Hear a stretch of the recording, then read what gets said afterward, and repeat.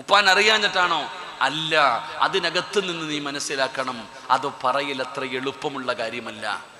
ലാ ഇലാഹ ഇല്ലല്ലാഹ് എന്ന് പറഞ്ഞുകൊണ്ട് മരിക്കുക എന്ന് പറയുന്നത് അതത്ര എളുപ്പമുള്ള കാര്യമല്ല.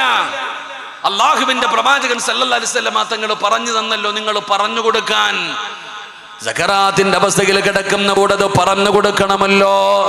നമുക്കൊക്കെ ഒരു വിചാരമുണ്ട്, ഉസ്താദേ ഹജ്ജ് ചെയ്തവനാ, ഉംറ ചെയ്തവനാ, പള്ളി കെട്ടിക്കൊടുത്തവനാ, അറിവ് പഠിച്ചവനാ, ഹാഫിള, ആലിമ, ഇമാമ, പ്രഭാഷകനാ, എപ്പോഴും ഞാൻ കയ്യിലെ തസ്ബീഹ് ലാ ഇലാഹ ഇല്ലല്ലാഹ് പറഞ്ഞുകൊണ്ട് നടക്കുന്നവളാ.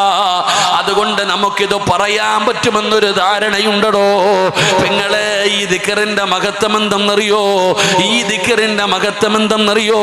നിസ്കരിക്കുന്നവന് സ്വർഗമുണ്ട്, നോമ്പ് പഠിക്കുന്നവന് സ്വർഗമുണ്ട്, ഖുർആൻ പഠിച്ചവന് സ്വർഗമുണ്ട്, ഹജ്ജ് ചെയ്തവന് സ്വർഗമുണ്ട്. എല്ലാവരും